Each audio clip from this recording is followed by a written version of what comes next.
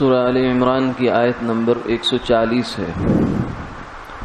اعوذ باللہ من الشیطان الرجیم، بسم اللہ الرحمن الرحیم۔ إن يمسسكم قرح فقد مس القوم قرح مثله وتلك الأيام نداولها بين الناس وليعلم الله الذين آمنوا ويتخذ منكم شهداء والله لا يحب الظالمين وليمحص الله الذين آمنوا ويمحق الكافرين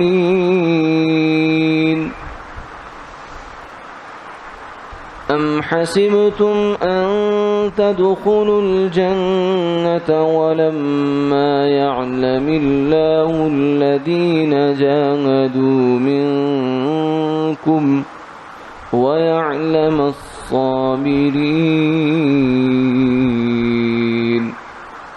ولقد كنتم تمنون الموت من قبل أن تلقوه فقد رأيتموه وأنتم تنظرون صدق اللہ العظیم۔ اے ایمان والو، اگر تمہیں زخم پہنچا ہے تو اس سے پہلے اسی قسم کا زخم دوسرے لوگوں کو بھی پہنچ چکا ہے، اور یہ تو دن ہیں جنہیں ہم لوگوں کے درمیان گھماتے پھراتے رہتے ہیں، اور تاکہ اللہ جان لے ان لوگوں کو جو ایمان لائے اور ان میں سے شہید بنا ڈالے، اور اللہ ظالموں کو پسند نہیں کرتے، اور تاکہ اللہ ایمان والوں کو خالص کریں اور کافروں کو نیست و نابود کریں۔ کیا تمہارا گمان ہے کہ تم جنت میں چلے جاؤ گے جبکہ ابھی اللہ نے ان لوگوں کو نہیں جانا جنہوں نے تم میں سے جہاد کیا، اور صبر کرنے والوں کو نہیں جانا، اور تم لوگ آمنا سامنا ہونے سے پہلے موت کی تمنا کرتے تھے، سو اب تم نے اس کو دیکھ لیا ہے جبکہ تم کھلی آنکھوں سے دیکھ رہے ہو۔ غزوہ احد کے ما بعد کی آیات میں سے یہ آیات ہیں۔ غزوہ احد میں چونکہ مسلمانوں کو شکست ہوئی تھی اور زخم بہت گہرا تھا، تو اس پر قرآن پاک نے جو ہے وہ ایک اصولی انداز میں بات کی ہے۔ اگرچہ یہ بات تو غزوہ احد کے پس منظر میں ہے، لیکن یہ رہتی دنیا تک کے لیے ایمان والوں کے لیے ایک ہدایت کا سامان ہے، اور وہ یہ ہے کہ کسی موقع پر اگر حادثاتی طور پر یا کسی بھی وجہ سے کوئی دکھ تکلیف مصیبت آ جائے تو اس سے انسان کو اپنا سفر کھوٹا نہیں کرنا چاہیے۔ جس کام کو اس نے شروع کیا ہے اور جس عزم کو لے کر وہ آگے بڑھ رہا ہے، اس عزم کو کسی وقتی حادثے کی وجہ سے مؤخر نہیں کرنا چاہیے، ختم نہیں کر دینا چاہیے، بلکہ اس چیز کو پیش نظر رکھنا چاہیے کہ دنیا کی زندگی میں یہ اتار چڑھاؤ اور ہیر پھیر اور یہ دھوپ چھاؤں یہ چلتی رہتی ہے، کہ حالات کبھی کچھ ہیں کبھی کچھ ہیں۔ تو جنگ احد کو سامنے رکھ کر یہ سبق دیا ہے اللہ نے مسلمانوں کو کہ اگر تمہارے 70 آدمی شہید ہو گئے ہیں تو اس سے پہلے بدر میں کافروں کے 70 مارے بھی تو گئے ہیں، بلکہ ان کے 70 قیدی بھی ہوئے تھے، تو ان کو تو زخم بڑا لگا تھا، لیکن اس کے باوجود بھی انہوں نے ہمت نہیں ہاری، اور وہ اگلے ہی سال احد کے میدان میں کیل کانٹے سے لیس ہو کے آ گئے۔ تو اب تمہیں بھی ہمت نہیں ہارنی چاہیے، اور تم تو حق پر بھی ہو، وہ تو باطل پر تھے، کفر پر تھے، شرک پر قائم تھے، تو انہوں نے جب ہمت نہیں ہاری تو ہمت تمہیں بھی نہیں ہارنی چاہیے. اور جیسے اللہ نے ان کے لیے پچھلی جنگ میں شکست رکھی تھی اور اس جنگ میں فتح آ گئی، تو اسی طریقے سے اللہ حالات کو پلٹ سکتے ہیں. اس کے لیے حالات کی ادلی بدلی کوئی مشکل کام نہیں ہے. تلک الایام، بلکہ اس کا دستور ہے کہ وہ بعض دفعہ کسی کو اونچا کر دیتے ہیں، کسی کو نیچا کر دیتے ہیں. دنیا کے اندر ان کا ایک نظام ہے. یعنی دنیا میں ایسا نہیں ہے کہ ہر حال میں، ہر زمانے میں، ہر دنیا کے ہر خطے میں ایمان والے ہر جنگ میں جیت جائیں، ایسا اللہ نے دستور نہیں مقرر کر رکھا. اور ایسا اس لیے نہیں کر رکھا کہ اگر ایسا ہو تو پھر یہ دنیا دار الامتحان نہیں رہے گی، آزمائش کا گھر نہیں رہے گی، بلکہ یہ تو سب لوگ، کیونکہ جو جیتا ہوا کھلاڑی ہوتا ہے، جیتی ہوئی ٹیم ہے، اس کے ساتھ تو سبھی اس کے حامی ہو جاتے ہیں. تو اگر مسلمانوں کا ہر دم فتح ملتی جاتی تو نتیجہ یہ ہوتا کہ سارے لوگ ہی بس وہ تو فاتح کے پجاری ہوتے ہیں. چڑھتے سورج کی تو ہر بندہ پوجتا ہے. تو پھر حق کی اتباع اور ایمان کی جو اطاعت ہے اس کا امتحان ختم ہو جاتا. اس لیے اللہ نے دنیا میں یہ نظام رکھا ہے کہ مسلمان بھی کبھی مغلوب ہوں گے، کبھی غالب ہوں گے، کبھی مغلوب، کبھی شہید ہوں گے، کبھی غازی ہوں گے، کبھی اللہ ان کو مال غنیمت کے ساتھ واپس لوٹائیں گے، اور کبھی جو ہے وہ اپنے مسلمان بھائیوں کی لاشیں میدان جنگ سے اٹھائیں گے. تو یہ نظام فرمایا کہ چلتا رہتا ہے. اس کے اوپر زیادہ تمہیں اثر لینے کی ضرورت نہیں ہے کہ یہ کیا ہو گیا. تلک الایام نداولها بین الناس، اس میں اللہ کی بہت بڑی بڑی حکمتیں ہوتی ہیں. ایک حکمت تو یہ ہے کہ اللہ ایمان والوں کا امتحان کرنا چاہتے تھے.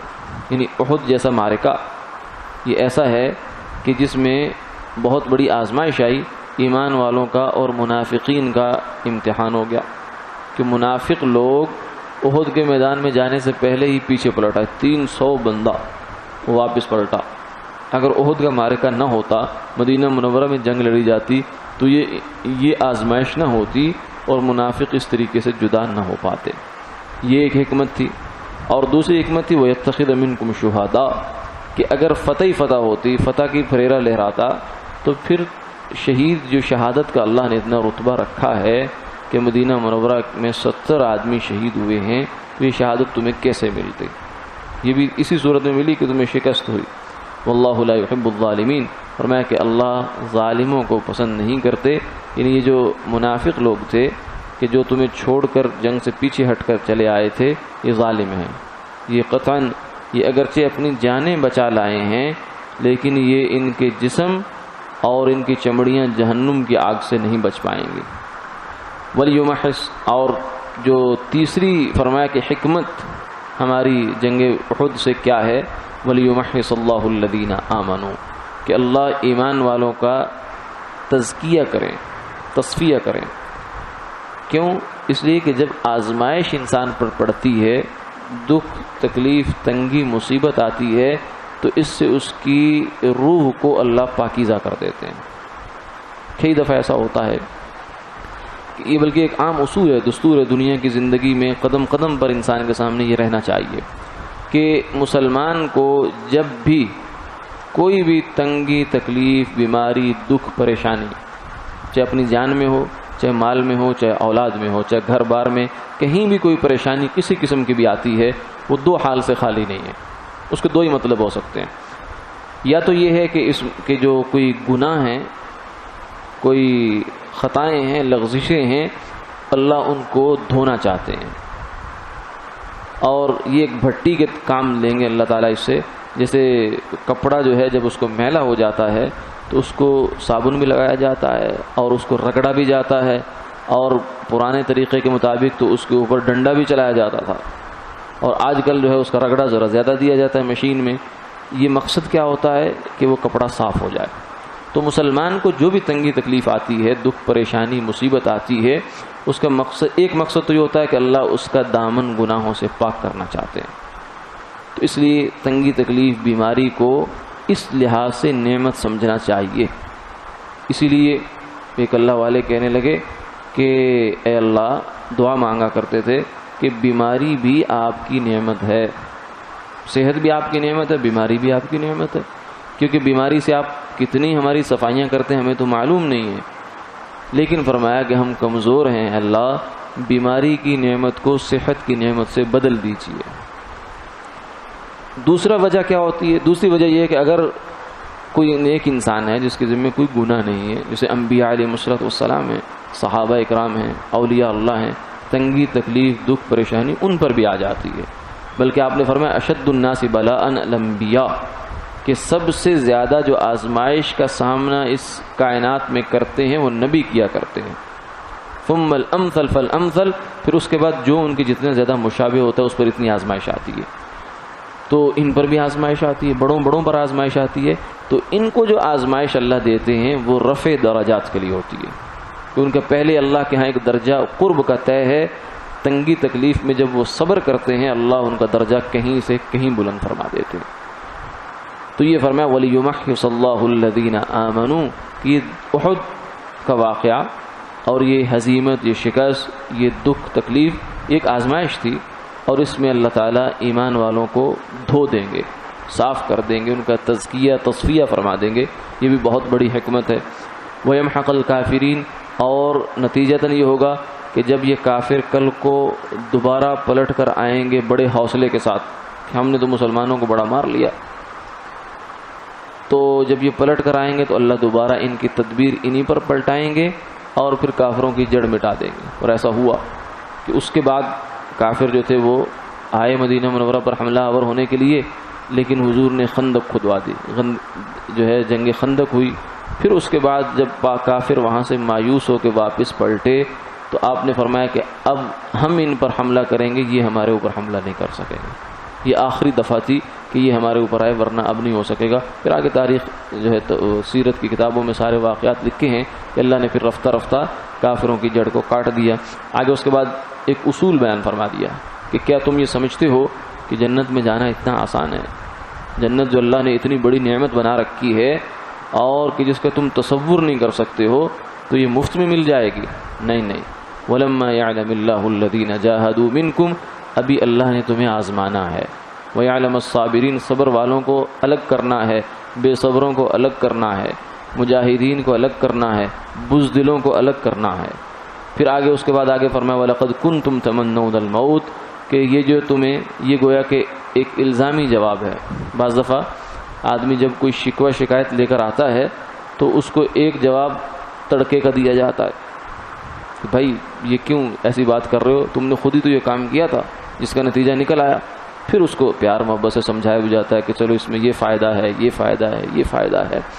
تو یہ جو جواب ہے اللہ تعالیٰ نے یہ مسلمانوں کو یہ دیا کہ جب احد کی بات شروع میں آئی تھی کہ جنگ کہاں لڑنی چاہیے، تو تم نے بڑھ چڑھ کے کہا تھا کہ باہر جائیں گے، کیونکہ بہت سارے لوگ ایسے تھے جو بدر میں شریک نہیں ہو سکے تھے، تو انہوں نے سوچا کہ یہ موقع ہے، پتہ نہیں دوبارہ موقع ملے نہ ملے، تو موت ہمیں بستر پر نہ آ جائے، شہادت کی موت لینی ہے، چلیں باہر جا کے لڑیں گے۔ فرمایا وَلَقَدْ كُنْتُمْ تَمَنَّوْنَ الْمَوْتَ، اب اگر احد کے میدان میں 70 شہید ہو گئے تو یہ تو تم نے خود ہی مانگا تھا۔ وَلَقَدْ كُنْتُمْ تَمَنَّوْنَ الْمَوْتَ مِنْ قَبْلِ أَنْ تَلْقَوْا، اس موت کو ملنے سے پہلے تم خود اس کی تمنا کرتے تھے، فَقَدْ رَأَيْتُمُوهُ، اب تم نے اس کو دیکھ لیا، تب شکوہ شکایت کرنے کی ضرورت نہیں ہے، اللہ سے شکر کرو، اور جو کوئی تھوڑی بہت کوتاہی ہوئی، وہ جبل رومات جو 50 آدمی وہاں اپنے مقرر کیے وہ وہاں سے ہٹ گئے، جس کی وجہ سے فتح شکست میں بدلی، اس پر توبہ استغفار ہو، اور اس کے علاوہ آئندہ کے لیے اب آگے بڑھنے کا عزم کرو۔ یہ نہیں ہے کہ اپنے حوصلے پست کرو اور جو ہے بس اب یہ سمجھو کہ شکست اب تو ہمارے مقدر میں لکھی گی، نہیں، یہ کوئی ضروری نہیں، انشاءاللہ تلک الایام نداولها بین الناس، اللہ جو ہے حالات کو پلٹنے پر قادر ہیں، وہ ضرور پلٹ دیں گے۔ وآخر دعوانا الحمدللہ رب العالمین۔